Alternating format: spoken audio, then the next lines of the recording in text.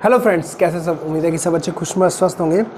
तो हमारा जो चल रहा था DSSB TGT सितंबर 2018 का मेन सब्जेक्ट मैथमेटिक्स का सोल्यूशन, जिसके हम 30 क्वेश्चन कर चुके थे और 31 नंबर क्वेश्चन से जो मैं स्टार्ट कर रहा हूँ। क्वेश्चन आपकी स्क्रीन पे है। If a pair of equation in two variable x and y represented graphically by two straight line L1 and L2 intersect each other at a point। कोई दो लाइनें हैं, ठीक है, कौन कौन सी, L1 और L2, वो आपस के अंदर, जैसे ये L1 है ये L2 है, वो आपस के अंदर इंटरसेक्ट कर रही हैं और वहाँ के जो पॉइंट है ना वो हमें गिवन है। वो क्या है, a + b/2 और 2ab, ठीक है। उसके बाद then a solution of given equation, वो सोल्यूशन पूछ रहा है। देखिए कितना सिंपल सा क्वेश्चन है। वो जो दो लाइनें जहाँ पे वो इंटरसेक्ट कर रही हैं, वहाँ जो दो पॉइंट दे दिए, वो जो दो पॉइंट है वो L1 को भी सेटिस्फाई करेंगे और L2 को भी सेटिस्फाई करेंगे, क्योंकि दोनों के इंटरसेक्शन पॉइंट है ना, वो दोनों को ही सेटिस्फाई करेंगे। तो कोई भी पॉइंट किसी इक्वेशन को सेटिस्फाई करता है वो तो क्या होता है, उसका सोल्यूशन ही तो होता है। जैसे मान लीजिए x² + 2x जो भी है, ऐसे मान लीजिए -3 = 0। तो ये कौन सा पॉइंट है, 1 पुट करेंगे, 1 का स्क्वायर 2 - 3 = 0 आ गया, सेटिस्फाई कर गया। इसका मतलब ये जो पॉइंट था 1 x = 1, इसे सेटिस्फाई कर गया, ये इसका क्या है, सोल्यूशन है। ऐसे ही उसके इंटरसेक्शन पॉइंट ही दे दिए, उस लाइन के ऊपर ही तो होंगे, वो सेटिस्फाई करेंगे। तो कुछ करना भी नहीं था। ऑप्शन नंबर कौन सा करेक्ट है मेरा, 4th करेक्ट है। x = वही जो दिया हुआ है और y = वही जो दिया हुआ है, वही मेरा आंसर है। कुछ करना भी नहीं था, ठीक है। और जो नए हैं उनको मैं बोलना चाहूँगा कि एप्लीकेशन डाउनलोड कर लो जल्दी से जल्दी। मिशन DSSB, वहाँ पे प्रीवियस पेपर भी मिल जाएंगे आपको और साथ के साथ कंप्लीट कोर्स भी मिल जाएगा TGT मैथमेटिक्स का, चाहे PGT मैथमेटिक्स का, चाहे कॉमन पार्ट का। चलिए नेक्स्ट क्वेश्चन करते हैं। क्वेश्चन नंबर है 32, ठीक है। 32 के अंदर देखिए वो क्या बोल रहा है, द फंक्शन f(x) = x का मॉडुलस अपॉन में 3x² - 5x, जहां पे मेरा x नॉट = 0 है और 0 है जब मेरा x = 0 है, इज नॉट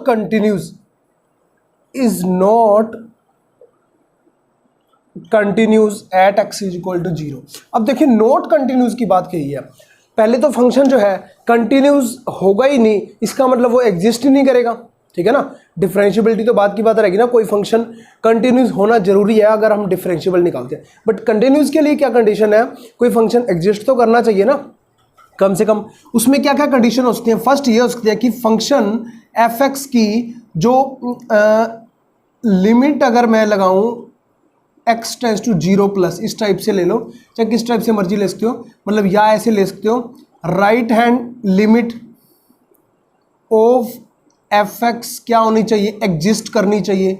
सेकंड क्या है, लेफ्ट हैंड लिमिट भी एग्जिस्ट करनी चाहिए। थर्ड क्या होनी चाहिए, left hand limit = right hand limit होनी चाहिए।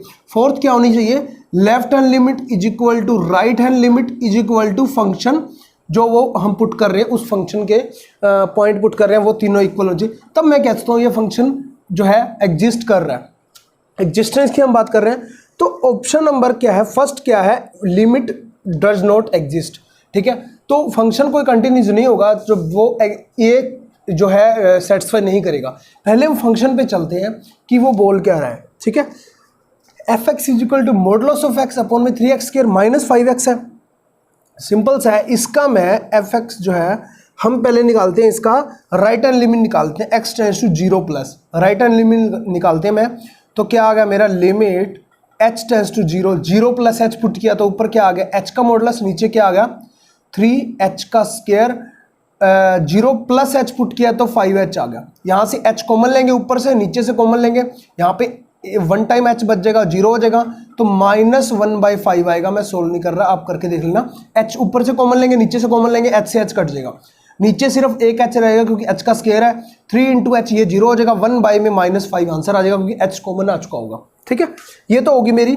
उसके बाद मैं लिमिट ले रहा हूँ x → 0-, मतलब कि h → 0-, ठीक है, या 0 ही ले लो, इसमें h → 0 ही होता है। 0- का मतलब है लेफ्ट हैंड लिमिट, ये है मेरी राइट हैंड लिमिट, ठीक है। हमने जब जो पेड कोर्स वाले उनको पता होगा, जब हमने लिमिट कंटिन्यूटी या डिफरेंशियबिलिटी वाला चैप्टर पढ़ा था, वो सब चीज़ें पढ़ी थी। तो 0 + h, ऊपर तो h ही रह गया, ठीक है, और नीचे जो है h का मॉडुलस है क्योंकि ऊपर, और नीचे जो है क्या आ गया मेरा 3x², 3h² आ गया। यहाँ -5h है तो 0 + h कर रहे हैं, सॉरी 0 - h कर रहे हैं, तो -h पुट करेंगे तो प्लस का 5h आ जाएगा। समझ रहे हो ना, यहाँ पे तो स्केयर था कोई फर्क नहीं पड़ा, यहाँ पे मॉडुलस था कोई फर्क नहीं पड़ा, बट यहाँ तो फर्क पड़ेगा, -h पुट करेंगे तो +5h आ जाएगा, और h कॉमन लेके नीचे आ जाएगा 1/5, ओनली 1/5 बच जाएगा जब h टेंड्स टू 0 पुट करूंगा। तो ये दोनों लिमिट एग्जिस्ट कर रही हैं, बट इक्वल नहीं है। दोनों इक्वल है, ये -1/5 है, नॉट इज इक्वल टू 1/5, ये दोनों इक्वल ही नहीं है, ठीक है, समझ रहे हो। इसका मतलब एग्जिस्ट तो कर रही हैं। ऑप्शन नंबर फर्स्ट देखिए आप, आपकी स्क्रीन पे अभी मैं शो कर दूंगा, limit x tends to 0 + fx does not exist, but exist कर रहा है, right hand limit. Second option क्या है, limit does not exist, left hand limit, ये देखिए एग्जिस्ट कर रही है, ठीक है। थर्ड ऑप्शन क्या है, limit x tends to 0 fx not equal to f0, f0 मतलब f यहाँ पे क्या है, वो जो हमने पुट किया x टेंड्स टू 0 पे चेक कर रहे हैं, x टेंड्स टू a पे चेक किया जब, ठीक है। अब 0 जब कर रहे हैं, ये दोनों इक्वल नहीं है, तो ये कहां से होगा, ये दोनों इक्वल होंगे तभी तो हम लिख सकते हैं ना limit x tends to 0 fx, तो ये ऑप्शन भी गलत हो गया। फोर्थ ऑप्शन है, क्योंकि ये एग्जिस्ट ही नहीं करता, एग्जिस्ट करने के लिए टोटल क्या होना पड़ेगा, उसको दोनों को इक्वल होना पड़ेगा, उसके बाद हम तीनों को ये वाला इक्वल लिख सकते हैं। और ये दोनों को इक्वल लिखने का मतलब क्या होता है, limit x tends to 0 fx, ठीक है। इन दोनों को इक्वल होने का मतलब, इन दोनों का इक्वल होने का मतलब होता है कि वो लिमिट एग्जिस्ट करती है, तो ये दोनों लिमिट ही इक्वल नहीं हुई तो एग्जिस्ट नॉट एग्जिस्ट आ गया। इसका मतलब ऑप्शन नंबर 4 ही मेरा करेक्ट है, ठीक है, समझ गए, कोई दिक्कत नहीं। क्वेश्चन नंबर 33,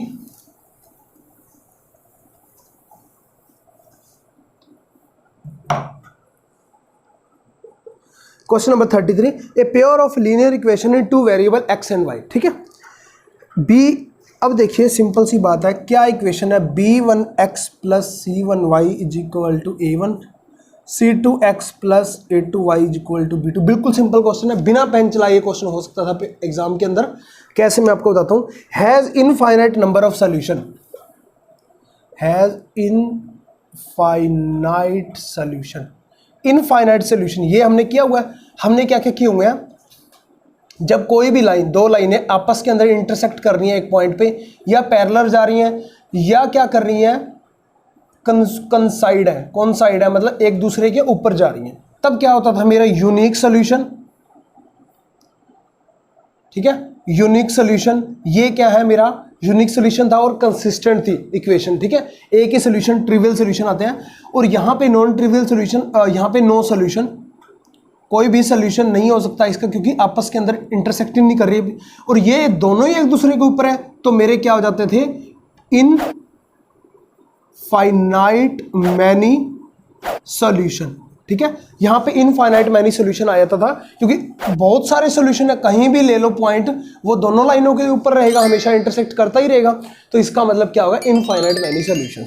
तो हमने क्या निकाला, इनफाइनाइट मैनी सोल्यूशन। इसके अंदर हम क्या करते थे, अलग अलग, आपको ध्यान होगा, थोड़ा सा मैं आपको यहाँ पे बता देता हूँ कि हमारे पास इक्वेशंस क्या होती थी, a1x + b1y + c1 is equal to 0, a2x plus simple line की इक्वेशन है c2 इज इक्वल टू 0।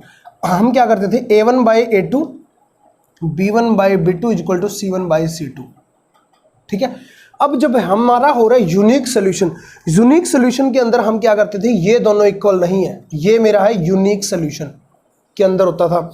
उसके बाद हम नो सोल्यूशन के अंदर करते थे, जब मेरा b1/b2 not is equal to c1/c2 होता था, ठीक है।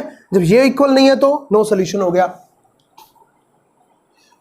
और ये सब चीजें समझाने के लिए कर रहा हूं, पेपर में थोड़ी करनी है आपने, पेपर में तो डायरेक्ट आंसर देना है, वो मैं आपको बताऊंगा।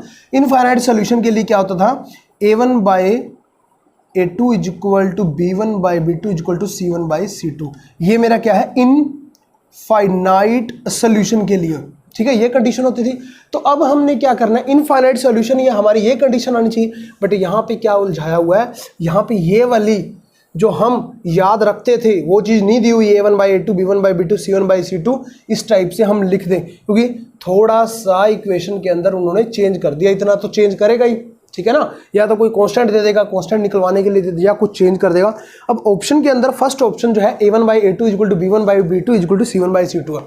अब डायरेक्ट हमें माइंड के अंदर होता है टिक करके भाग आते हैं, बट हमने a1 क्या है ये है, a1 क्या है यहाँ पे b1 है, और a2 क्या है यहाँ पे c2 है, और यहाँ पे c1/a2 आएगा, यहाँ पे a1/b2 आएगा, a1/b2। ये कंडीशन जो है मेरी आएगी इनफाइनाइट मैनी सोल्यूशन के लिए। अगर वो पूछ लेता यूनिक सोल्यूशन तो यहाँ पे कट हो जाता है, ये दोनों इक्वल नहीं होने चाहिए। नो सोल्यूशन तो यहाँ पे कट हो जाता है, ये दोनों इक्वल नहीं होने चाहिए, ठीक है। तो ऑप्शन नंबर कौन सा, सेकंड मेरा करेक्ट है। अगर इसको इधर लिख दो a1/b2 = ये आ गया सेकंड, b1/c2 = c1/a2, तो ऑप्शन नंबर सेकंड मेरा करेक्ट है। बस आपने पेपर के अंदर ये सब चीजें आपको पता ही होंगी, इनफाइनाइट मैनी सॉल्यूशन, हाँ भाई ठीक है, इसके नीचे ये लगा दो, इसके नीचे ये लगा दो, इसके नीचे ये लगा दो, आंसर है। कुछ भी नहीं करना, पेन भी नहीं चलाना था पेपर के अंदर। क्वेश्चन नंबर 34, और नेगेटिव मार्किंग का हमेशा ध्यान रखना, बार बार मैं बोल रहा हूँ आपको, नेगेटिव मार्किंग के लिए जितना हो सकता है क्वेश्चन प्रैक्टिस करो एप्लीकेशन मिशन DSSB पे ऑनलाइन टेस्ट सीरीज से, ताकि आपको पहले से ही ज्ञान हो जाए, पता चल जाए कि नेगेटिव मार्किंग होती है, कौन सा क्वेश्चन हमने करना है, कौन सा छोड़ना है। सारे क्वेश्चन नहीं करने, इतना टाइम नहीं होता, कोई भी अटेम्प्ट नहीं कर सकता। जितना हो सकता है 60% पेपर को सोल्व कर लो अच्छे से और उसको कराओ, बस ज़्यादा नहीं करना आपने। The anti derivative of f(x) of the solution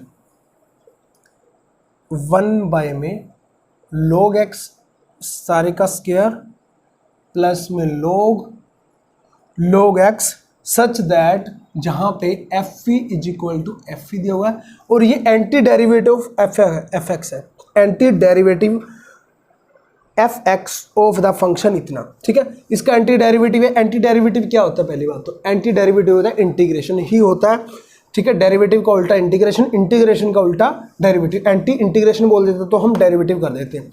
तो इसका इंटीग्रेशन आ जाएगा f(x), ठीक है, वो क्या बन जाएगा मेरा f(x) बन जाएगा, ठीक है। यहाँ पे इसका इंटीग्रेशन करेंगे 1 में log x सारे का स्क्वायर dx प्लस इसका इंटीग्रेशन करेंगे log x dx इनटू में 1 मान लेता हूं मैं, ठीक है। फर्स्ट फंक्शन और सेकंड फंक्शन से इसका डेरिवेटिव इंटीग्रेशन करेंगे, इसको हम एज डी रहने देते हैं। इसका करेंगे फर्स्ट फंक्शन जो मैं मान रहा हूं वो मान रहा हूं इसको, और सेकंड फंक्शन मैं मान रहा हूं इसको, ठीक है। फर्स्ट फंक्शन एज डी, ठीक है, u इंटू वी इंटीग्रेशन आता है आपको, मैंने करवा रखा है। First function as D, second function का इंटीग्रेशन x आ गया, माइनस टाइम फर्स्ट फंक्शन का डेरिवेटिव और सेकंड का इंटीग्रेशन। फर्स्ट का डेरिवेटिव log का डेरिवेटिव क्या होता है 1 में log x हो गया, ठीक है, इंटू एक्स का 1 होगा, इंटू में सॉरी अंदर log x फिर से उसका डेरिवेटिव होगा तो 1/x हो गया, इंटू में जो है 1 था 1 का इंटीग्रेशन x हो गया, प्लस में c सॉरी, ठीक है।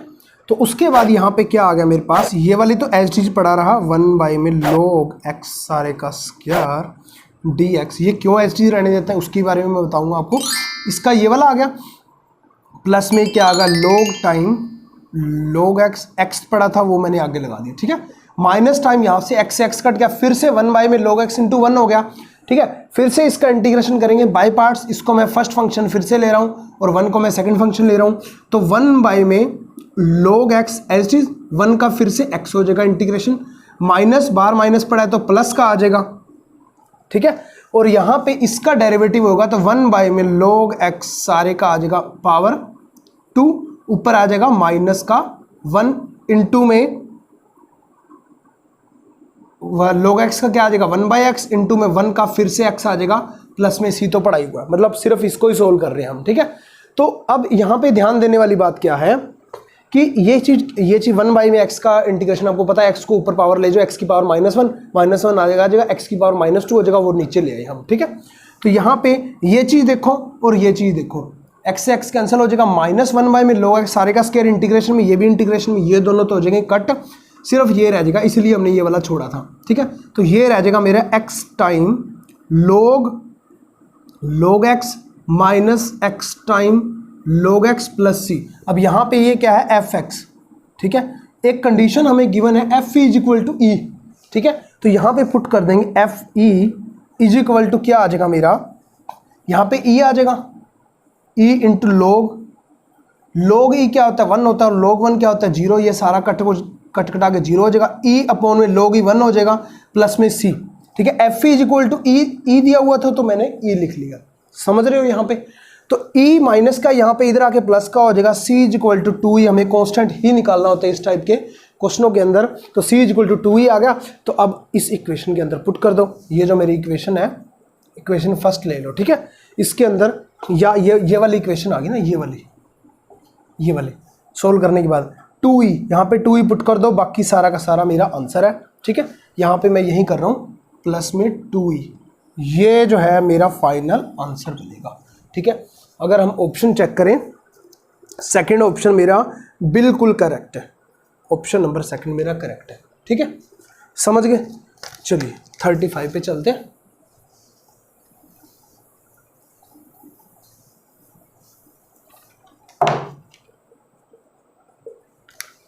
क्वेश्चन नंबर 35 के अंदर देखिए वो क्या बोल रहा है, which of the given equation in variable X and Y has integers value function. तो first option integer value function का मैंने आपको कंसेप्ट पहले बता ही दिया था प्रीवियस लेक्चर के अंदर। सेकंड ऑप्शन, थर्ड ऑप्शन क्या है, फोर्थ ऑप्शन क्या है, ठीक है। तो 4 ऑप्शन है। इंटीजर वैल्यू फंक्शन के लिए क्या होता है, इन दोनों का जीसीडी डिवाइड करना चाहिए, ठीक है। तो जीसीडी अगर मैं निकालता हूं 12 और 16 का, पहले ऊपर निकाल लेते हैं हम, क्योंकि सभी के अंदर 12 और 16 ही है, ठीक है। 12 और 16 का जीसीडी क्या आ गया मेरा 4, ठीक है। जीसीडी क्या आ गया मेरा 4, क्योंकि 4 ही दोनों को मैक्सिमम डिवाइड करता है। मैक्सिमम नंबर जो बड़ा है 4 × 12, उससे ऊपर कोई भी नंबर नहीं है जो दोनों को डिवाइड करता हो, जीसीडी वही होता है। तो 5 को 4 डिवाइड करता है, नहीं करता, गलत हो गया। 7 को 4 डिवाइड करता है, नहीं करता, गलत हो गया। 6 को डिवाइड करता है 4, नहीं करता। इंटीजर वैल्यू आनी चाहिए, डिवाइड का मतलब यही है। डिवाइड करने के बाद ये डिवाइड पूरा का पूरा कर रहा है, 4 दूनी 8, ठीक है। रिमाइंडर कहने का मतलब क्या है, रिमाइंडर 0 आना चाहिए, तो ये डिवाइड कर गया। ऑप्शन नंबर 4 मेरा करेक्ट है। तो पेपर के अंदर पेन भी नहीं चलाना था, डायरेक्ट हमें जीसीडी दोनों का देखना था। 4 आता है, 4 किसको डिवाइड कर रहा है, सिर्फ 8 को डिवाइड कर रहा है, वो मेरा आंसर है, इंटीजर वैल्यू फंक्शन देगा, ठीक है। क्वेश्चन नंबर 36 के अंदर देखिए वो क्या बोल रहा है, if the straight line L having y intercept at 1/2 passing through a solution of the pair of equation into variable x and y 3x plus 4y is equal to 11, 7x minus 2y is equal to 3, ये दो equations दी हुई हैं। तो इनका जो क्या कह रहा है, solution of the pair of the equation in two variable, जो passing through the point 1/2 and जो है ये जो लाइनें हैं, ठीक है, ये लाइनें 1/2 से पास कर रही हैं। कोई y इज इक्वल टू 1/2 है, ठीक है, 1/2, यहाँ पे कोई दिक्कत नहीं है मुझे, 1/2। और यहाँ पे कोई भी पॉइंट है, पेयर ऑफ लाइन, जो ये दो लाइनें हैं, ठीक है, कोई भी दो लाइनें, वहाँ पे कोई भी इस टाइप से एक और लाइन होगी या इस टाइप से कहीं भी होगी, तो या ये दो लाइनें y इज इक्वल टू 1/2 होगी और एक ये वाली लाइन होगी। तो अब यहाँ देखिए वो क्या है, कोई ना कोई एक पॉइंट होगा कहीं ना कहीं, वहाँ उसका जो सॉल्यूशंस है उस दो लाइनों का, समझ रहे हो। हम ना ऐसे डिसाइड नहीं कर सकते कौन सी लाइन कहाँ पे है, हम सिंपली चलते हैं। If the straight line L having y intercept at 1/2, y पे इंटरसेप्ट इतना कर रही है, उसके बाद वो क्या कह रहा है, passes through the solution of the pair of equation in two variable x and y, कहीं से भी वो पास कर रही है जहाँ पे उन दो पेयर ऑफ लाइंस है उसका सोल्यूशन दिया गया। तो इन दोनों के जो है हम कोऑर्डिनेट निकाल लेंगे, इन दोनों से, दो लाइनों से, समझ रहे हो। उसके बाद हम क्या कर देंगे, the angle of the made by the straight line L with the positive direction of x axis. तो x एक्सिस के अराउंड पॉजिटिव डायरेक्शन में जो उसका एंगल होगा वो हमें फाइंड आउट करना है।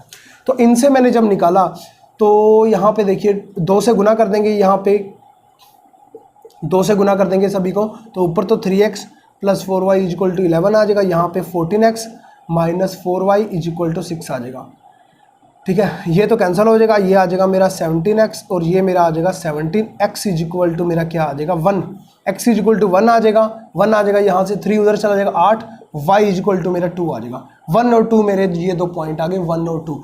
अब आपको पता है कोई भी लाइन है passing through the point and having angle जो भी है, मतलब ये किसकी है, एक स्लोप टाइप से हमारा आ रहा है ना, उसकी हम स्लोप निकाल सकते हैं। y इक्वल टू क्या होता है, mx प्लस c होता है, ये लाइन की इक्वेशन है। जब दो पॉइंट मुझे गिवन है जिससे वो पास कर रही है, वो मैं पॉइंट पुट कर देता हूँ, y को 2 और x को 1, m इंटू 1 प्लस में c। तो c की जो मेरी वैल्यू आई, m इक्वल टू क्या है मेरा, c जो है मेरा वो क्या है, कॉन्स्टेंट, यहाँ पे y इक्वल टू 1/2 दिया गया, ठीक है, वो इंटरसेप्ट कर रही है। तो m इक्वल टू क्या आया, 2 माइनस 1/2, तो 3/2 मेरा आ गया, मतलब स्लोप क्या आ गई, ये क्या है, एक प्रकार से स्लोप ही तो है, ठीक है। स्लोप क्या होती है, tan थीटा, यहाँ से थीटा निकल जाएगा, m equal to tan theta equal to slope ही तो होती है, वो क्या है मेरे 3/2, इसका मतलब थीटा यहाँ से क्या आ गया, tan इनवर्स 3/2, थीटा ही तो मुझे निकालना था, ठीक है। सिंपल है, पॉइंट स्लोप से हो जाएगा जो अपन ने किया हुआ है, theta equal to tan inverse 3/2। Option number अगर मैं देखूं तो ऑप्शन नंबर सेकंड मेरा करेक्ट है, ठीक है। चलिए अगला क्वेश्चन करते हैं, क्वेश्चन नंबर 37।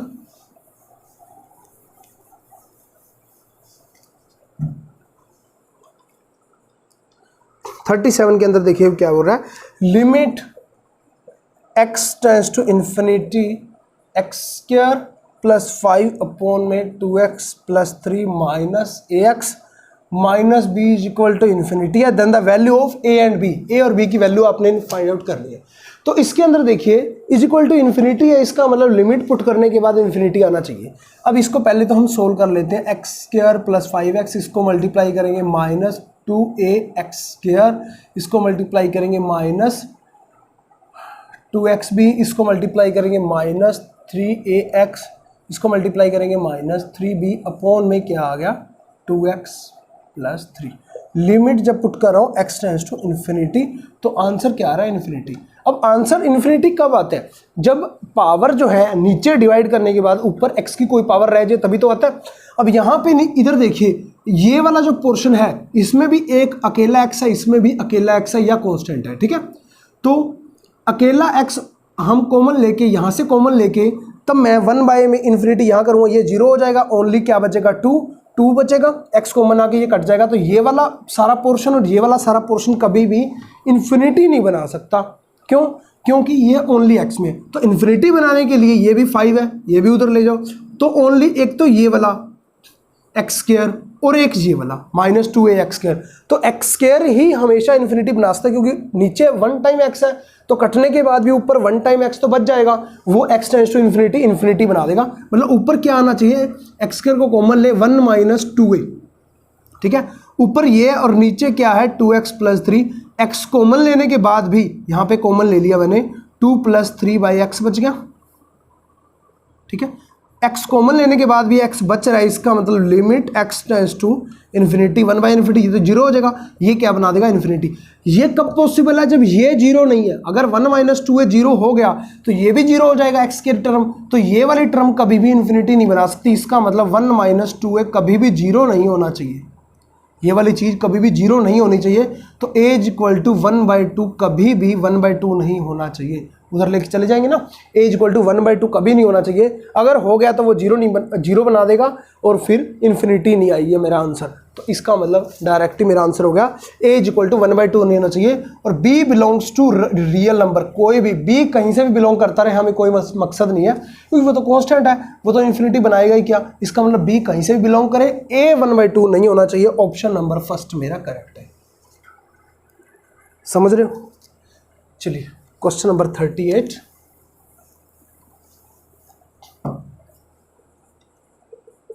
ठीक है। 38 के अंदर देखिए, विच of the following equation doesn't have the solution. 7 और -9 है, इतना सिंपल सा क्वेश्चन है, सारे ऑप्शन दिए गए हैं। फर्स्ट ऑप्शन है 6y minus 3x plus 75 equal to 0। Second option है 7y minus 9x plus 1 equal to 0। First option के अंदर पुट करके देखो, x और y की वैल्यू है -9, 9×6 = 54 होगी, और यहाँ पे 7×7 = 21 होगी, -21 प्लस 75 इक्वल टू 0। ये दोनों जोड़ोगे, इसमें घटाओगे तो 0 इक्वल टू 0। ये तो सेटिस्फाई हो रहा है, इसका मतलब ये आंसर नहीं है, क्योंकि उसने बोला does not, does not solution, ये सोल्यूशन नहीं है, ठीक है, does not have the solution. तो सेकंड ऑप्शन के अंदर पुट करो आप 7 निम 63 और 9 को 9 सते 63, ऐसे ही होगा ना, 9 सते 63। तो -63 कभी भी 1 को कभी भी 0 नहीं बना सकते थे, इसका मतलब यही मेरा सोल्यूशन नहीं है, तो यही मेरा आंसर हो गया, ठीक है, सिंपल है। 39 के अंदर देखिए वो क्या बोल रहा है, इफ साइन एक्स अपॉन में cos x minus a d x is equal to, ये सारा का सारा दिया हुआ है, साइन एक्स अपॉन में cos x minus a d x is equal to a x plus b time log secant x minus a plus c, then a b की value निकालो, ए बी सी या जो भी है।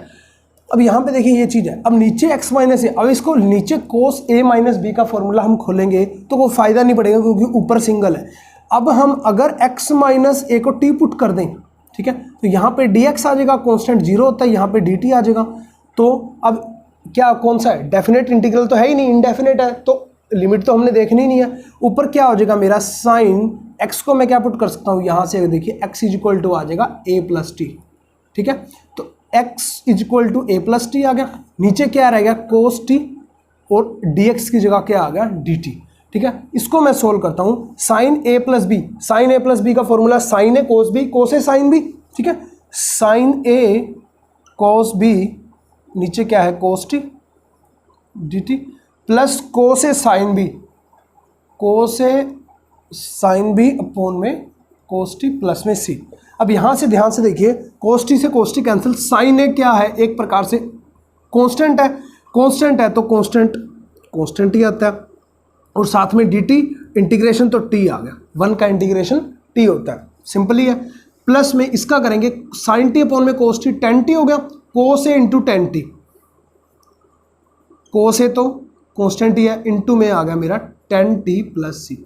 अब 10t का integration 2 प्रकार से होता है, मैंने आपको बता रखा है ट्रिग्नोमेट्री के अंदर कि या तो माइनस टाइम log कोस, ठीक है, log कोस कर दो, या ऑप्शन के अंदर देखिए, सॉरी इसके अंदर देखिए कंपैरिजन हमने सीकेंड से कराना है, तो माइनस वाला होता है log के कारण ऊपर आके 1/, में कोस हो जाता है तो वो सीकेंड हो जाता है, ये भी मैंने आपको बता रखा है फॉर्मूला, ठीक है, जो पेड कोर्स वाले उनको पता होगा। तो डायरेक्ट यही फॉर्मूला अप्लाई कर दो, t times sign A plus में कोस ए, कांस्टेंट या 10a का क्या आ जाएगा मेरा log time secant t plus में c, ये फॉर्मूला आ जाएगा। t को मैं क्या पुट कर सकता हूँ, यहाँ पे t को पुट करो x माइनस ए, तो x टाइम आ गया x minus A sign A plus cos A, into में क्या आ गया log t को मैं क्या पुट कर सकता हूँ second x minus a plus में c, ठीक है, कोई दिक्कत नहीं। x टाइम ये कर दो, x टाइम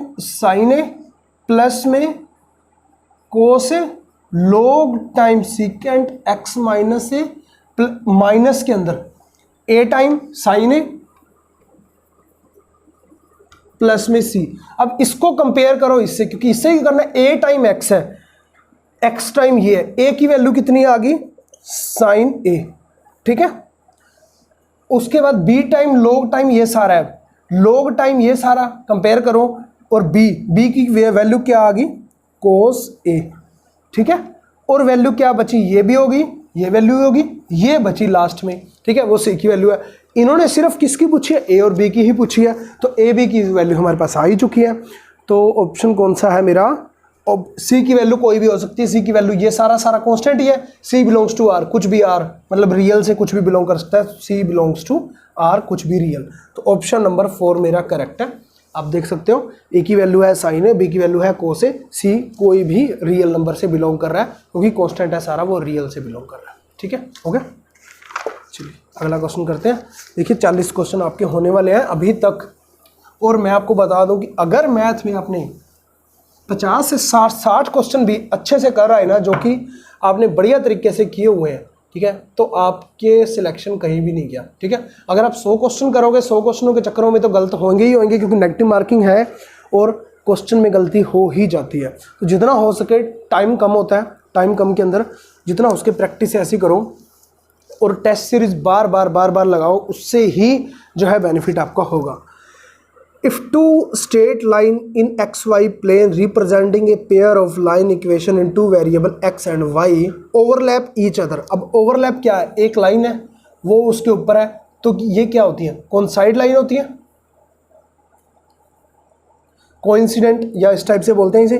तो इसके सोल्यूशन कितने आते हैं हमें पता है, a1 बाई a2, अभी तो थोड़ी देर पहले पढ़ा था b1 by b2 equal to c1 by c2।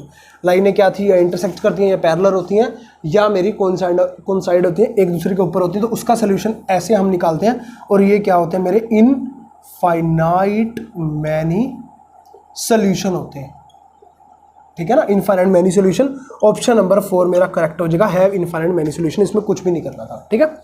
चलिए अगला क्वेश्चन मैं आपके लिए क्वेश्चन नंबर 41 पूछ रहा हूँ, और उसका जो आंसर बताएगा उसका नाम जो है हम नेक्स्ट लेक्चर के अंदर लेंगे। और जो ये वाला लेक्चर चल रहा था थर्ड, इसका भी नाम जो है सेकंड लेक्चर जो मैंने करवाया था, थर्ड लेक्चर जो मैंने करवाया था, उसमें जिन्होंने आंसर किया उसका नाम अभी नहीं अनाउंस हुआ। तो फोर्थ लेक्चर था ये, फिफ्थ लेक्चर के अंदर जो है 50 तक जब क्वेश्चन होंगे, 41 से 50, तो दोनों का ही इकट्ठा नाम ले लूँगा जो लोग आंसर देंगे, ठीक है। तो 2 hotels stand 25 metre apart, one of them is 70 metre height and the angle of dispersion, ठीक है। ये मैंने कराया ना आपको हाइट एंड डिस्टेंस वाला जब कराया था कि एंगल ऑफ डिस्पर्शन होता है, एंगल ऑफ एलिवेशन होता है, ठीक है ना। Of the top of the other as observe from the top of this hotel is 45 degree, height of the other hotel is. तो फर्स्ट ऑप्शन है 46 मीटर, सेकेंड ऑप्शन है 44 मीटर, थर्ड ऑप्शन है 45 metre, fourth option है 43 metre, ठीक है। तो इसका answer आपने कमेंट के अंदर देना। तो चलिए नेक्स्ट लेक्चर के अंदर मिलते हैं कुछ अच्छे अच्छे क्वेश्चनों के साथ। और एप्लीकेशन डाउनलोड नहीं की, जिसने एप्लीकेशन डाउनलोड कर लीजिए, मिशन DSSS, वहाँ पे आपको सारे के सारे कंप्लीट कोर्स और प्रीवियस ईयर पेपर्स भी मिल जाएंगे और साथ में सोल्यूशंस भी मिल जाएगा। जय हिंद, जय Bharat, thank you, thanks for watching.